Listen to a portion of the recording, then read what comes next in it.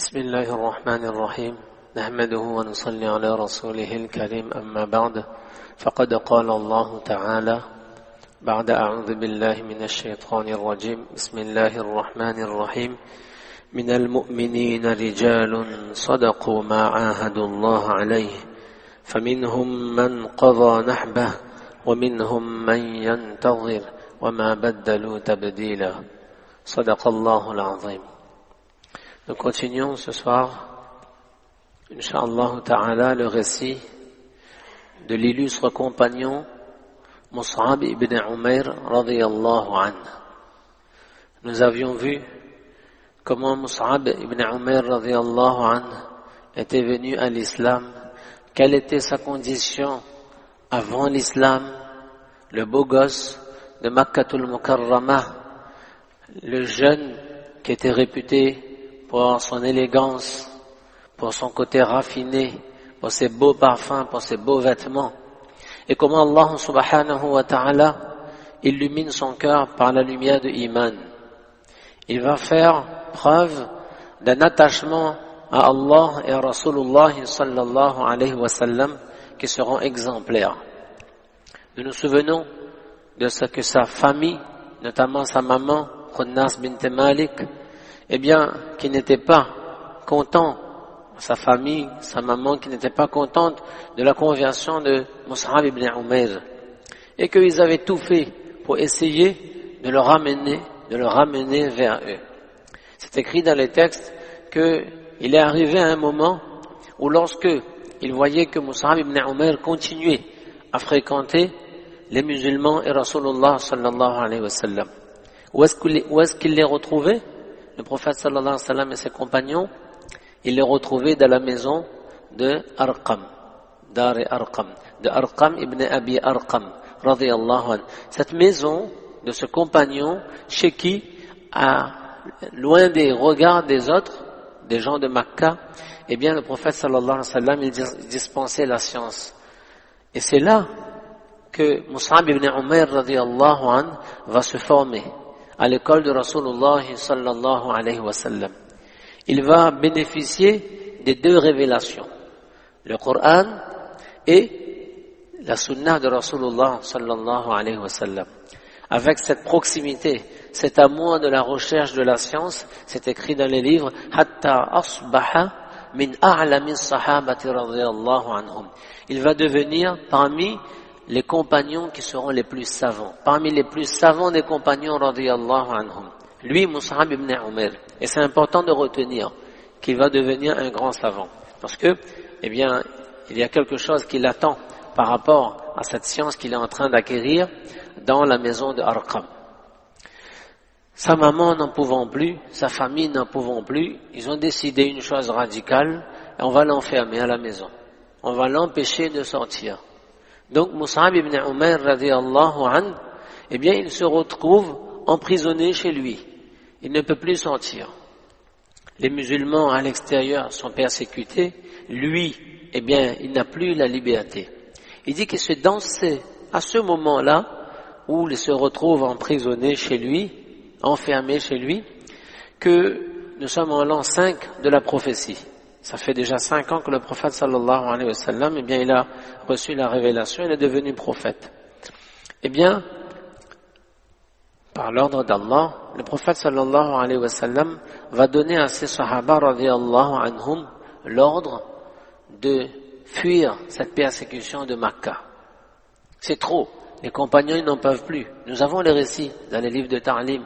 Bilal radiyallahu anhu qui souffre sur le sable chaud de Medina, Khabbab radiyallahu anhu sur lequel on pose des pierres chauds et on leur demande de renier l'islam. Mais l'islam était enraciné dans leur cœur. Bilal radiyallahu anhu qui disait Ahad, Ahad. Mais les persécutions, eh bien, deviennent de plus en plus fortes, intenses. Le prophète sallallahu alayhi wa sallam, il dit aux compagnons radiyallahu anhum, pour ceux qui le souhaitent, eh bien vous pouvez partir ailleurs. L'exil, la hijra. Et où partir? Le prophète sallallahu alayhi wa sallam leur donne une piste. Et il leur dit, Inna bil ardil habasha malikun la yuzlamu ahadun indahu. Il y a un pays qui est celui de Habasha, l'Abyssinie. Certains disent que c'est l'actuelle Éthiopie, certains disent que Éthiopie, certaines terres éthiopiennes et de certaines terres de l'Érythrée. Quoi qu'il en soit, on sait que c'est l'ancien nom de l'Éthiopie. Il dit que là-bas, il y a un roi. Il n'est pas musulman, mais il est connu pour sa grande justice. Et ce soir, ce n'est pas l'occasion, mais juste ce roi-là, vous vous souvenez, comment il s'appelle? Le Négus, très bien. En arabe, le Najashi. Et, petite parenthèse alors, puisqu'on l'a ouverte, c'est ce roi-là, à qui Allah subhanahu wa ta'ala par la suite va donner la hidayah. Mais il n'aura pas eu l'opportunité de rencontrer le prophète sallallahu alayhi wa sallam. Et il va décéder, et lorsqu'il va décéder en terre d'Abyssinie, le prophète sallallahu alayhi wa sallam, quand il va recevoir la nouvelle de son décès, eh bien, là où il se trouve, par la suite à Madinatul Munawwara, avec les compagnons radiyallahu anhum, il va accomplir la salat de janaza en l'absence du défunt. Ce qu'on appelle salat janaza al-ghaib, que l'école shafi'ite par exemple pratique. Chez nous, il faut que le défunt soit présent, l'école hanafite, mais dans les autres écoles, on peut faire la salat de janaza d'une personne, même lorsque elle est décédée ailleurs, on peut faire sa salat janaza. Et d'où on tient cela?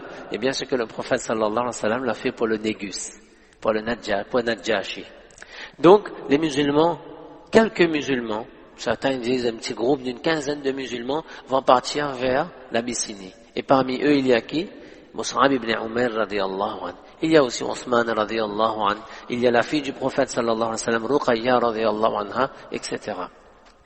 Quelque temps après, eh bien, ils ont eu une nouvelle que la situation va mieux à Makkah. Alors, on revient. Mais c'était une fake news, Ce n'était pas vrai. Les persécutions continuaient, etc. Alors, un groupe plus grand de musulmans vont repartir encore, retourner en Abyssinie. Et ça, c'est encore tout un grand épisode, on le sait. Mais les musulmans vont vivre, au moins, ce groupe qui est là-bas, vivre en paix, sous la justice du Négus, dans la terre d'Abyssinie, Habasha. Et par la suite, quelque temps après, ils vont revenir à Makkatul Mukarrama. Et il est dit que Mus'ab ibn Umair radiyallahu anhu, lorsqu'il va revenir, eh bien, il est encore plus désintéressé de cette dunya. Il est parti à Habasha, lorsqu'il revient, un véritable ascète, loin de cette dunya et très proche d'Allah subhanahu wa ta'ala. Sa famille a compris qu'on ne peut plus rien faire. Mais ils ont décidé maintenant, eh bien, de l'abandonner, de le boycotter, de le déshériter. Il est dit que ça, c'était une souffrance supplémentaire pour Mus'ab ibn Umair radiyallahu anhu, parce que, après tout, c'est sa famille et il aimait, c'était ses parents. Mais, d'un côté, il a perdu un amour, mais c'était pour un autre amour, celui d'Allah et de son messager, sallallahu alayhi wa sallam. Et il continue dans la proximité de Rasulullah sallallahu alayhi wa sallam de se former. Le prophète sallallahu alayhi wa sallam continue. Il y a de plus en plus de gens qui viennent à l'islam, des différentes personnes embrassent l'islam. Le prophète sallallahu alayhi wa sallam, il cherche du soutien encore plus. La condition à Makkah reste difficile. Alors il cherche le soutien à l'extérieur de Makkah. Et il est dit que lorsque les gens venaient pour le hajj qu'il faisait à leur façon, eh bien, c'est là que le prophète sallallahu alayhi wa sallam, il allait inviter les gens vers Allah subhanahu wa ta'ala. Et ça, c'est important, parce que le destin des musulmans va changer à partir de cette da'wa du prophète sallallahu alayhi wa sallam. Un jour, il tombe sur quelques personnes qu'il invite vers l'islam et qui acceptent l'islam. Et ces personnes, elles viennent d'où?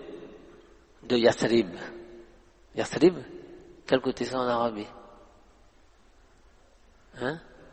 Quel côté en Arabie ça? Quelle ville? On connaît Yathrib? Riyad nous connaît Makkah. Ya ahla Yathrib. Dans le Coran, il y a Allah, il dit Ya ahla Yathrib. Oh vous les gens de Yathrib. Yathrib, c'est l'ancien nom de Madinatul Munawwara. C'est l'ancien nom de Madinatul Munawwara. Mais il faut le retenir parce qu'il est mentionné dans le Coran, ce nom. Il y a quelques personnes qui sont intéressées par l'islam et elles s'en vont à Madinatul Munawwara ensuite. L'année d'après, ils reviennent. Ils sont à peu près une douzaine de sahaba une douzaine de personnes qui viennent de Madinatul Munawwara et ils vont prêter serment auprès de Rasulullah sallallahu alayhi wa sallam, ce qu'on appelle Aqaba al-Oula, un serment qu'ils passent avec le prophète sallallahu alayhi wa sallam, qu'ils amènent foi sur lui, et ils commencent à préparer le terrain, parce qu'ils disent au prophète sallallahu alayhi wa sallam que si tu viens à Madinatul Munawwara, alors nous allons te donner l'hospitalité. Alors ces 12 compagnons maintenant, ils sont devenus musulmans, ces 12 personnes de Madinatul Munawwara, dans les textes c'est écrit qu'il y a certains qui étaient de la tribu de Aous, certains de la tribu de Khazraj.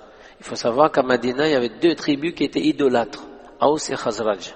Ils adoraient aussi les idoles à Madinatul Munawwara, il n'y avait pas l'islam. Et eux, ils sont venus et ils ont accepté l'islam. Alors ils repartent à Madinatul Munawwara. Et ils disent au prophète sallallahu alayhi wa sallam, en ce sens que nous aimerions que tu nous envoies quelqu'un pour nous apprendre l'islam. La conversion c'est bien, après il y a un travail derrière. Et c'est là que le prophète sallallahu alayhi wa sallam, il observe les compagnons qu'il y a autour de lui et il pense à un compagnon qui il va envoyer vers les gens de Madina. Il va envoyer, c'est ce que je vous disais, le premier ambassadeur de l'islam. On l'appelle Awwalus Safiri fil Islam. C'est lui qui sera le premier ambassadeur de l'islam. Il est Mus'ab ibn Umair, le compagnon dont on parle. C'est lui que le prophète sallallahu alayhi wa sallam appelle. Et il va lui confier une grande mission. Va à Madinatul Munawwara et tu vas enseigner, tu vas faire la da'wa et tu vas accompagner les gens de Madinatul Munawwara dans leur cheminement. Mus'ab ibn Umair radiyallahu anhu, il part à Madinatul Munawwara. Arrivé là-bas, il commence. Il y a déjà ce petit groupe de musulmans qui l'accompagne. Et il ne se suffit pas de ce petit groupe de musulmans. Subhanallah. La da'wa. Il est jeune et il est animé. Il y a un amour de l'islam. Et il sait, la mission du prophète sallallahu alayhi wa sallam, c'est kaffatan linnas, pour l'humanité entière. Et il est dit qu'il va s'adresser à des grands parmi les gens de Madinatul Munawwara. Il y aura des chefs qui vont venir le voir. Usayd ibn Huzayr, certains compagnons qui ont déjà été mentionnés ici par mon Israël. Usayd ibn Huzayr radiyallahu anhu. Il va venir, il n'était pas musulman, chef d'une grande tribu. Et Mus'ab ibn Umair va l'inviter et il devient musulman.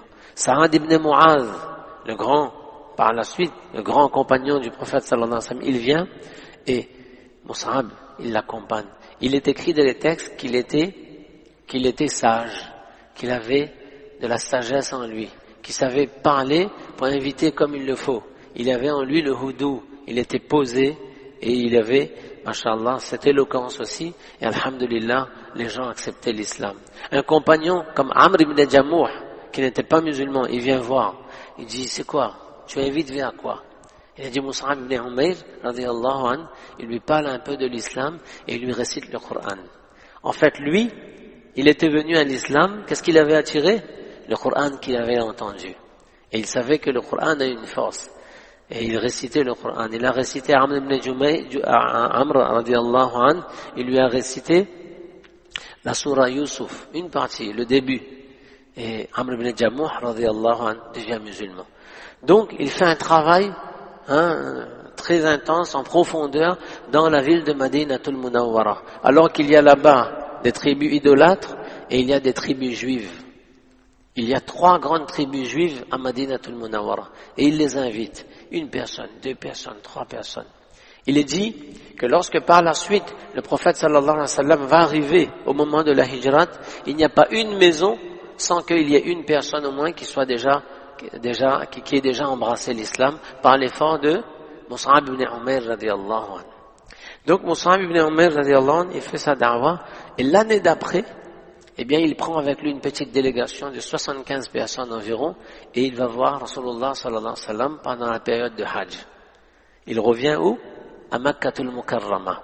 Cette fois-ci, il y a près de 75 compagnons de Madina, des gens qui sont devenus musulmans et qui viennent donc prêter serment sur Rasulullah sallallahu alayhi wa sallam. Le prophète sallallahu alayhi wa sallam a compris. Le prophète sallallahu alayhi wa sallam parle avec Mus'ab ibn Umair. Mus'ab ibn Umair, il lui dresse un tableau de Madina.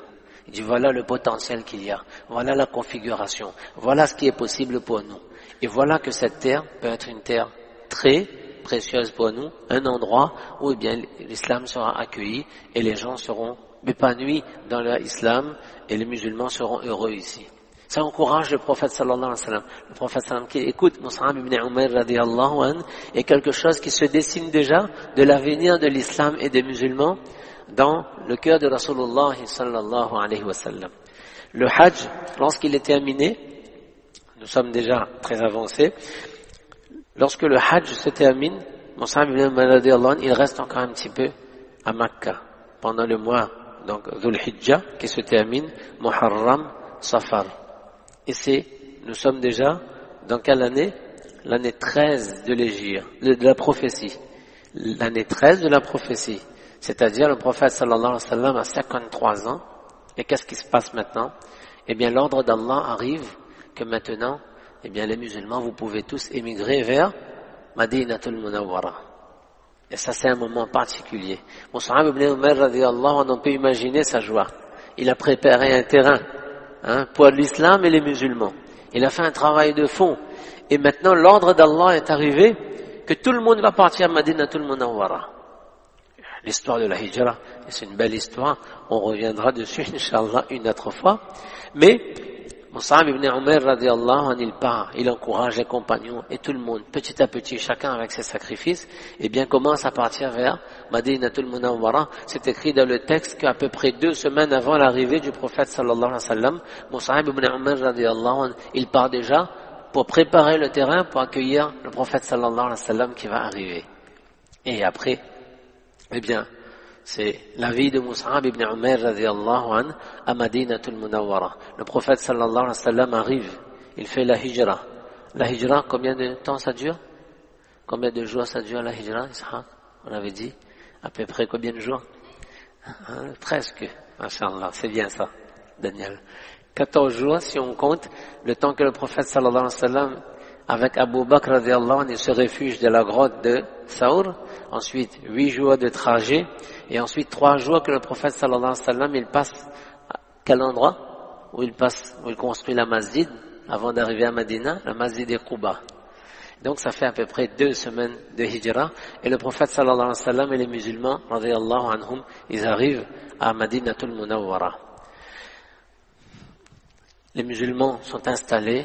On connaît que le prophète sallallahu alayhi wa sallam, il établit des liens de fraternité. Et il dit que Mus'ab, dorénavant, il sera le frère de qui? De Abu Ayyub al-Ansari radiyallahu anhu. Un lien de fraternité, pas des frères de sang, mais ce seront des liens qui seront plus forts que des liens de sang. Ce sera son frère, tel que le prophète sallallahu alayhi wa sallam a désigné. À Madinatul Munawwara, eh bien, le destin de Mus'ab ibn Umayr radiyallahu anhu sera cependant assez court. Première année, les musulmans s'installent, les choses avancent, et nous savons que dès la 2e année, il va y avoir la première grande bataille de l'islam. Laquelle? 313 contre 1000. Très bien, Masha'Allah, Daniel. La bataille de Badr. La bataille de Badr en l'an 2 de l'Hégire. Le prophète sallallahu alayhi wa sallam, sans entrer dans les détails, 313 contre 1000, les anges qui descendent du ciel pour aider les musulmans, etc. Et Mus'ab ibn Umayr radiyallahu anhu, il est à cette bataille de Badr. Il est d'ailleurs, disent les textes, il est le porte-drapeau des muhajirin dans la bataille de Badr. C'est lui qui tient le drapeau qui représente tous les muhajirin à Madinatul Munawwara. Allah Ta'ala va leur accorder la victoire que l'on connaît à Badr. Et ensuite, l'année d'après, la revanche que les gens les Quraysh de Makkah, ils viennent reprendre. Ce sera la 2e grande bataille, Uhud. Qui n'a pas visité Uhud lorsqu'on est parti à Madinatul Munawwara? Et le destin de Mus'ab ibn Umayr radiyallahu anhu, eh bien, il va prendre fin à Uhud. Il est dit que le prophète sallallahu alayhi wa sallam, il a préparé cette armée qui est partie. Ce sont des faits historiques, on les rappelle, alhamdulillah. Comment les musulmans, eh bien, ont établi une stratégie dans la bataille, comment les musulmans prenaient le dessus, et puis il y a eu un moment où certains, il y a eu une mauvaise compréhension de la situation et les archers qui étaient sur le mont Uhud, ils sont descendus et Khalid ibn Walid, qui n'était pas encore musulman à cette époque, eh bien il a contourné et il a pris les musulmans en surprise et on sait ce que ça a donné, beaucoup de victimes dans les camps des musulmans. Et parmi ces victimes, eh bien il y a, là encore, à Uhud, Mus'ab ibn Umayr radiyallahu anhu, il est porte-drapeau. Le prophète sallallahu alayhi wa sallam lui donne le drapeau. On voit le prophète sallallahu alayhi wa sallam qui en toutes circonstances, eh bien il fait confiance à Mus'ab ibn Umayr. Vous entendez parfois dans le livre de Ta'lim que dans la bataille de Uhud, il y avait un porte-drapeau et puis l'ennemi est venu, a coupé la main, alors il a pris le drapeau dans la main gauche et on lui a coupé la main, alors il a pris le drapeau avec ce qui lui restait de deux bras et après il a été atteint et c'est ainsi qu'il est devenu martyr. Eh bien c'est Mus'ab ibn Umayr radiyallahu anhu. Il avait quel âge? 40 ans. Juste 40 ans. Il a passé ses années d'islam à Makkatul Mukarrama, moins de 3 ans à Madinatul Munawwara. Il est sorti de Madina pour venir porter haut la kalima la ilaha illallah, mais Allah Ta'ala a voulu que plus jamais après il est retourné à Madinatul Munawwara. Il est resté sur le champ, il n'est pas resté dans la ville, il n'est plus retourné dans la ville, il est resté sur le champ de bataille de Uhud. Et c'est pour ça que je vous disais la dernière fois que quand on va à Uhud, eh bien il y a le cimetière de Uhud. Il est dit que lorsque la bataille était terminée, c'était un moment dur pour les musulmans. Pendant la bataille, au bout d'un moment, c'était l'affolement général, l'agitation, on ne savait plus. Même le bruit a couru que le prophète sallallahu alayhi wa sallam aussi est décédé. Et à ce moment-là, les compagnons radiyallahu anhum qui perdent leur repère, et finalement le prophète sallallahu alayhi wa sallam, il est là, et il y a un groupe de compagnons qui vont faire comme un genre de bouclier autour de lui. Parmi eux, il y aura Mus'ab ibn Umayr radiyallahu anhu. C'est par la suite qu'il sera fait martyr, shahid. Il est dit que lorsque la bataille était terminée, le prophète sallallahu alayhi wa sallam, il passe, et il voit, il regarde les différents martyrs, et grande tristesse, très grande tristesse, lorsqu'il voit sur le champ de bataille, eh bien, celui qui était l'homme de confiance qu'il avait, celui qui avait été la cause de la hijra pour l'islam et les musulmans, eh bien, il est sur le champ de bataille, mutilé comme il a été. Le prophète sallallahu alayhi wa sallam, il se tient devant Mus'ab ibn Umayr radiyallahu anhu, il fait des du'as pour lui. Et il récite ce verset du Coran, Minal mu'minina rijalun sadaqu ma adullah alayh. Ça c'est le témoignage d'Allah pour Mus'ab ibn Umayr radiyallahu anhu et d'autres compagnons comme lui, est prononcé directement par Rasulullah sallallahu alayhi wa sallam, que parmi les croyants, eh bien, il y a des hommes, rijal, des hommes qui ont rendu véridique l'engagement qu'ils avaient pris d'Allah subhanahu wa ta'ala. Ils ont pris un engagement et ils ont tenu un engagement jusqu'à laisser de leur vie sur le champ de bataille. Le prophète sallallahu alayhi wa sallam, il regarde ces différents martyrs et Mus'ab ibn Umayr radiyallahu anhu, il dit Ashhadu anna ha'ula'i shuhada'i 'inda Allah. Il dit, je témoigne que tous ceux qui sont là, ce sont des martyrs aux yeux d'Allah. Il demande aux autres compagnons radiyallahu anhum, il dit, venez leur rendre visite, fa'tuhum wa zuruhum, venez à Uhud et venez rendre visite à ses compagnons. Il dit qu'il n'y a pas un musulman qui se présente sur eux et qu'il ne leur fasse salam sans que ces gens leur répondent et leur retournent le salam. Ça c'est un enseignement pour nous. Quand on va à Madina, on va au Uhud. Parce que le prophète sallallahu alayhi wa sallam a été tellement affecté par cette bataille et les pertes de ses plus proches parmi les compagnons qu'il a ressenti une douleur très vive pendant très longtemps et de temps en temps il avait pris l'habitude de quitter la ville de Madina pour aller rendre visite aux martyrs de Uhud. À ce moment-là, Khabbab radiyallahu anhu il arrive. Il dit Allahu Akbar. Ça c'était le prophète sallallahu alayhi wa sallam. Il a dit que parfois à Madinatul Munawwara, un jour il était assis, les compagnons étaient assis. Ali radiyallahu anhu il dit on était assis, on a vu Mus'ab ibn Umayr radiyallahu anhu passer. Il avait les vêtements qu'il avait, c'était des vêtements très très très modestes. Il était tellement atteint par tout son engagement pour le dîn d'Allah subhanahu wa ta'ala. Et le compagnon, le prophète sallallahu alayhi wa sallam qui est là, il regarde, il dit, regardez Mus'ab. Il dit, ça c'est le jeune qui était à Makka, qui vivait comme il vivait, dans le luxe, dans l'opulence, dans l'aisance. Il dit, son engagement pour Allah l'a amené dans cette situation. Et le jour où il était mentir sur le champ de Uhud, le prophète sallallahu alayhi wa sallam, il dit, Wama bi Makkata ahad. Il n'y avait pas à Makka de quelqu'un qui était ahsana limmatan, qui était mieux coiffé, qui était, comment? Araqqa hullatan, avec des vêtements plus raffinés. Wala an'ama ni'matan, et quelqu'un qui était plus favorisé par Allah de tous ses bienfaits et faveurs. Mim Mus'ab ibn Umayr. Que Mus'ab ibn Umayr. Mais aujourd'hui, qu'est-ce qui se passe? C'est que Khabbab radiallahu anhu, il vient voir le prophète sallallahu alayhi wa sallam sur le champ de bataille. On est en train d'enterrer les martyrs. Khabbab radiallahu anhu dit, oh messager d'Allah, nous avons un petit souci pour Mus'ab. Vous connaissez? Qu'est-ce qu'il y avait?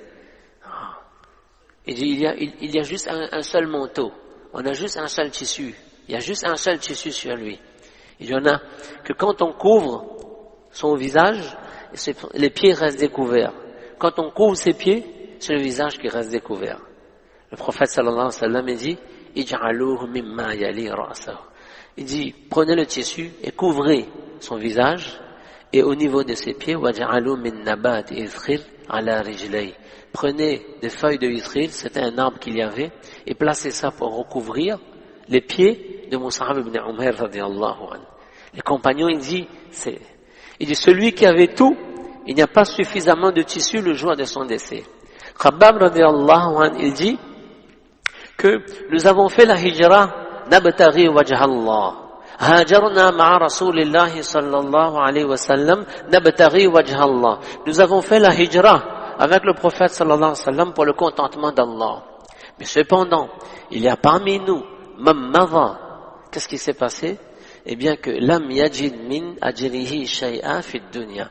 Il y a certains de ces hommes qui se sont engagés auprès de Rasulullah sallallahu alayhi wa sallam, ils n'ont pas eu le temps de bénéficier un peu de leur salaire dans cette dunya. C'est-à-dire, ils n'ont même pas eu le temps de récolter le fruit de leur effort de cette dunya. Minhum Mus'ab ibn Umayr. Mus'ab ibn Umayr radiyallahu anhu fait partie de ceux-là. Il n'a pas eu le temps même de voir l'époque où il y aura beaucoup plus d'aisance. Lorsque les portes de richesse s'ouvriront, Mus'ab ibn Umayr radiyallahu anhu décédé, et il n'y avait pas de tissu pour recouvrir. Dans cette bataille, il y avait quelqu'un qui était là, une femme, son épouse. Il était marié, il avait une épouse qui s'appelle Hamna bint Jahash. Elle était parmi les sahabiyat qui ont pris part dans la bataille de Uhud. C'est écrit qu'elle donnait à boire aux messieurs qui prenaient part dans la bataille et soignaient les malades. Lorsque la bataille était terminée, elle arrive et on lui dit, il dit quoi? Shahida akhok, ton frère, Abdullah, eh bien il est devenu martyr. Elle a dit, rahimahullah, inna lillahi wa inna ilayhi raji'un. Après on lui a dit, khaluka, Hamza, stushhida. Il dit, ton oncle, Hamza, lui aussi devenu martyr. Elle a dit, inna lillahi wa inna ilayhi raji'un. Et après on lui a dit, zawjuka, shahid. Et dit, ton mari aussi est martyr. Et c'est là qu'elle a poussé un grand cri, wa huzna, wa huzna. Quelle grande tristesse, quelle grande tristesse. Il y avait déjà son frère, son oncle, mais après c'est son époux, le père de sa fille Zainab, qui était décédé sur le champ de bataille. Et cette épouse, Hamna, avait donné encore une autre proximité à Mus'ab ibn Umayr par rapport à le prophète sallallahu alayhi wa sallam. Parce que le prophète sallallahu alayhi wa sallam avait une épouse qui s'appelait Zainab bint Jahash. C'était la sœur de Hamna. C'est-à-dire le prophète sallallahu alayhi wa sallam et lui étaient mariés avec deux sœurs, ce qu'on appelle nous Haroubaï. Il était donc le beau-frère du prophète sallallahu alayhi wa sallam. Et tout le monde ressent la tristesse. On connaît la tristesse du prophète sallallahu alayhi wa sallam pour Hamza radiyallahu anhu, son oncle, mais il y avait la tristesse de celui qui fut le premier ambassadeur de l'islam. À Madinatul Munawwara, Mus'ab ibn Umayr radiyallahu anhu, il avait un nom. Safir, c'était l'ambassadeur, mais il avait un nom Al-Muqri, c'est-à-dire c'est le récitateur. C'est celui qui a enseigné le Coran aux gens de Madinatul Munawwara. Quand on regarde Mus'ab ibn Umayr radiyallahu anhu, quand on regarde son palmarès, il a été parmi les compagnons de Badr. D'accord? Les compagnons qui ont participé à Badr, Allah Ta'ala, le prophète sallallahu alayhi wa sallam a dit que voilà, c'est-à-dire le chemin est tracé vers le paradis. Il a été parmi les martyrs de Uhud. Il est celui qui a fait la hijra en Abyssinie 2 fois. Il est le premier muhajir vers de Madinatul Munawwara, le premier qui a fait la hijra à Madinatul Munawwara. Il est le beau-frère du prophète sallallahu alayhi wa sallam. Et on connaît la vie qu'il a menée dans les difficultés dans lesquelles il a vécu. Mus'ab ibn Umayr radiyallahu anhu. On répète Inch'Allah cette petite phrase simple. Jazallahu Mus'ab ibn Umayr radiyallahu anhu bima huwa ahlu. Anna wa an jami'il muslimin. Anil islam wal muslimin. Les savants, quand ils finissent de raconter les engagements d'un compagnon, parfois ils disent cette formule, ils disent, oh Allah, récompense Mus'ab ibn Umayr radiyallahu anhu de la part de l'islam et de tous les musulmans. Et qu'il en soit ainsi pour tous les compagnons de Rasulullah sallallahu alayhi wa sallam. Donc on retient, Inch'Allah, ce nom de Mus'ab ibn Umayr radiyallahu anhu, celui qui a commencé la vie à Makkatul Mukarrama, dans la maison, en se cachant des autres, et ensuite qui a fini son chemin à Uhud.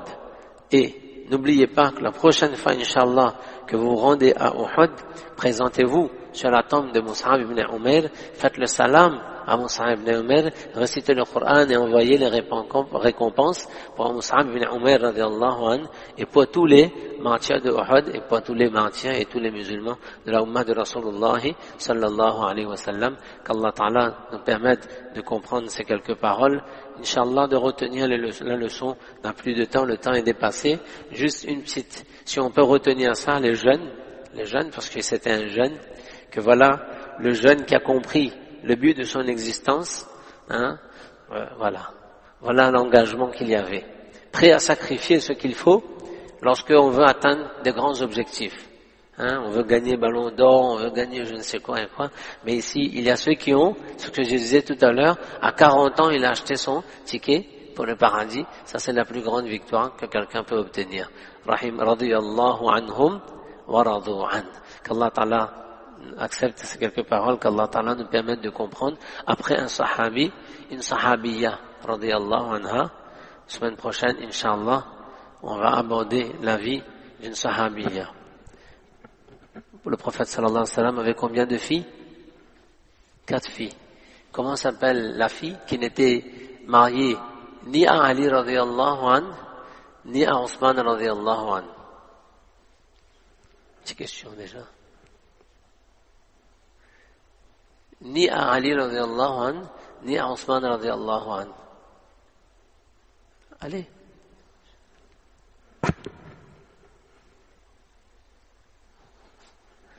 C'est pas ça, c'est bien. Non, barakallahu fiqh. C'est Zainab radiyallahu anha, parmi les filles du prophète sallallahu alayhi wa sallam. Inch'Allah, c'est une fille pour laquelle le prophète sallallahu alayhi wa sallam avait un amour particulier aussi. On connaît pas Fatima radiyallahu anha. Mais le destin de Zainab radiyallahu anha est particulier. On a eu l'occasion de le rappeler déjà dans un autre rassemblement. Inch'Allah, on rappellera à propos d'elle la semaine prochaine, Inch'Allah. جزاكم الله خيرا بارك الله فيكم وآخر دعوانا الحمد لله رب العالمين جزاكم الله خيرا